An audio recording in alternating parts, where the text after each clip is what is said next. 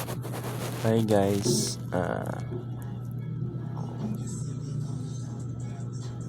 nandito ako ngayon sa bahay ng girlfriend ko. Nilalagnat. Tas sobrang ingay kasi may nagpapasan sa kabilang bahay guys. Mag-isa lang ako dito ngayon. Sa mga makakita ng video na to, sana tulungan niyo po ako at pambili lang ng gamot. Masakit kasi yung ulo ko guys, tas sinisipon, inuubo, tas nanghihina rin yung buong katawan ko guys. Alam ko mahirap paniwalaan yung mga sinasabi ko, pero totoo guys, masama talaga yung pakiramdam ko.